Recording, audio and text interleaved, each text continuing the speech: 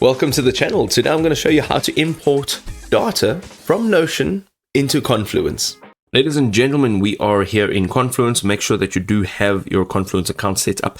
Also, make sure that you have a Notion account. You're going to go ahead. Top right hand side, you'll see a gear icon that says Confluence Administration. This is your administration tools. Now, on the left hand side, you will see a bunch of admin tools. Underneath your admin tools, you will see import from other tools. Let's quite simply click on this. You can see that there are some recent imports here. You can see exactly what's happening, so you can monitor this. Right here, you're going to click on import from other tools. Go ahead and you are going to click on Notion. Now, you can now upload Notion content. So first you'll need to generate and download an export file of the content that you want to import. Here you can see it is either an entire Notion workspace or a selected page with sub-pages, okay?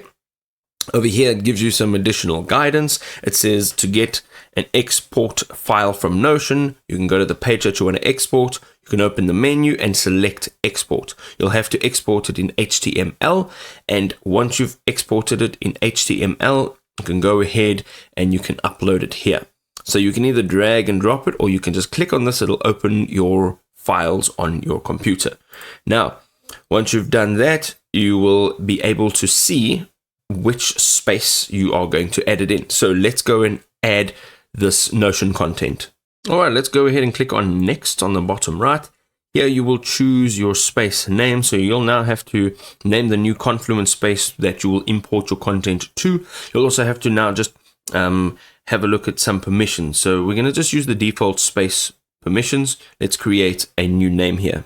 Let's go ahead and click on next. Here you will have to log in to Notion. All right. So this will allow you to map Notion members to the Confluence profile. So if you're working in a team where you have the same team members working in Notion and Confluence, go ahead, click on log in to Notion.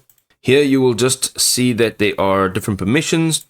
Go ahead, you can change the permissions if you'd like. Go ahead and also select pages. And here we can just say allow access. It'll now authorize the access and the connection. And here you can now review your summary. So we've got our file over here. Upload is complete. We can now start the import. Now, if you go down here, click on start import, you will now have a new space on the left-hand side. Okay, so it'll give you an email notification once you are complete. But ultimately, you can see all of your recent imports here. And this, if you go out of here, you will see that it'll be its own space.